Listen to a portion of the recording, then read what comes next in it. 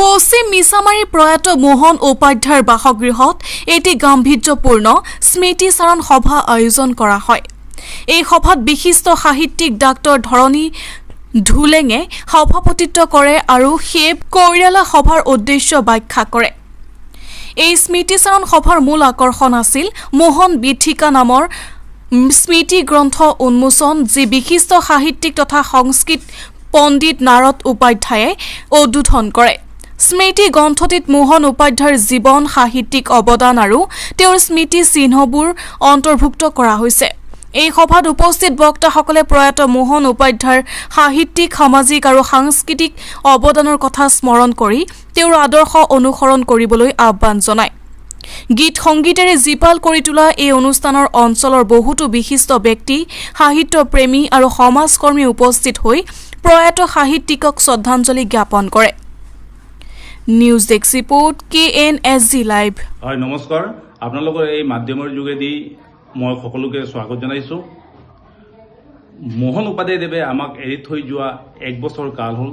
এই 1 বছৰ সময়ছোৱাৰ আজিৰ দিনটোত তেখেতৰ পৰিয়ালে তেখেতৰ বাসগৃহত যি বছৰেকীয়া শ্ৰাদ্ধৰ আয়োজন কৰিছে, সেই বছৰেকীয়া শ্ৰাদ্ধৰ লগত সংগতি ৰাখি এখনি স্মৃতি গ্ৰন্থ প্ৰকাশ কৰাৰ দিহা কৰি এটি সম্পাদনা সমিতি প্ৰস্তুত কৰি মোক সম্পাদকৰ দায়িত্ব অৰ্পণ কৰিছিল।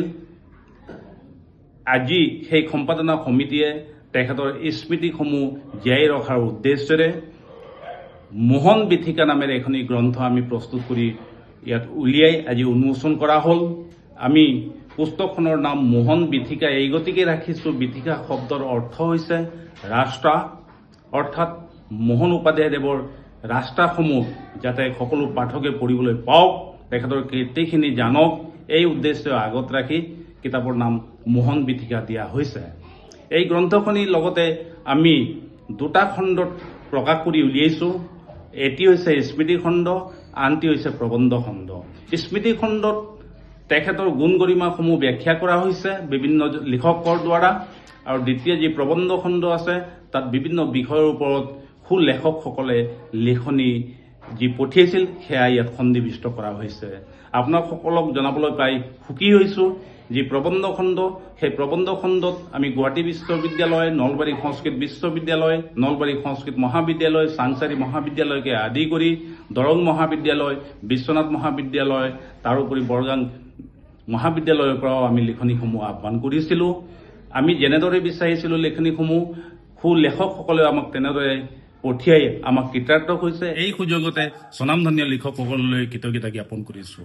আজিৰ এই অনুষ্ঠানৰ যি স্মৃতিচাৰণ সভা, সেই স্মৃতিচাৰণ সভাৰ বাবে আমি নিৰ্দিষ্ট বক্তা হিচাপে আমন্ত্ৰণ জনাইছিলোঁ অসম নেপালী সাহিত্য সভা বিশ্বনাথ জিলাৰ প্ৰাক্তন সভাপতি, গমিৰি উচ্চতৰ মাধ্যমিক বিদ্যালয়ৰ সহপ্ৰধান শিক্ষক শ্ৰীযুত উদয় নাৰায়ণ গৌতম দেৱক। তেখেত যথাসময়ত আহি প্ৰয়াত মোহন উপাধ্যায় দেৱৰ যি বৰ্ণনা ইয়াত উপস্থাপন কৰিলে।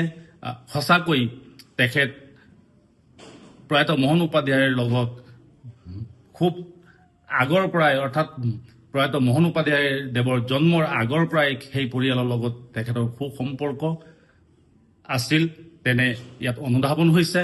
লগতে আমি স্মৃতিচাৰণ সভাত আমন্ত্ৰণ জনাইছিলোঁ পশ্চিম কলাবাৰী উচ্চতৰ মাধ্যমিক বিদ্যালয়ৰ অধ্যক্ষ শ্ৰীযুত কমল বৰা দেৱক, শ্ৰদ্ধাৰ শ্ৰীযুত বীৰেন হাজৰিকা দেৱক আৰু তেখেতৰ সহকৰ্মীবৃন্দক। তেখেতসকললৈ আহি যথাসময়ত আহি ইয়াত যি বক্তব্য ৰাখি আমাক কৃতাৰ্থ কৰিলে, এই সুযোগতে আমি তেখেতসকললৈ ধন্যবাদ জ্ঞাপন কৰিছোঁ।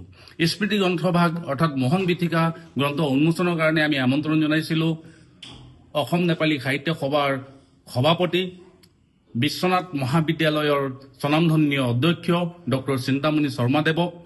তেখেত বিশেষ কাৰণবশতঃ আহিব নোৱাৰাৰ কাৰণে স্মৃতি গ্ৰন্থভাগ উন্মোচন কৰিলে।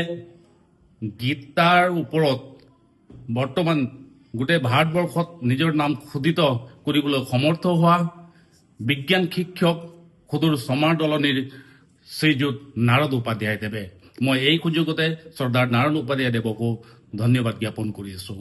লগতে এই স্মৃতি গ্ৰন্থভাগৰ যিগৰাকী সভাপতি ডক্টৰ ধৰণী ঢুঙেলদেৱ, তেখেতৰ যি কৰ্মঠ, তেখেতৰ যি নিগুৰ, তেখেতৰ যি স্মৃতি গ্ৰন্থৰ কাৰণে তেখেতে যেনেদৰে লাগি এই স্মৃতি গ্ৰন্থভাগ উলিওৱাৰ ক্ষেত্ৰত আগভাগ ল'লে এই সুযোগতে মই তেখেতলৈ ধন্যবাদ জ্ঞাপন কৰি আছোঁ।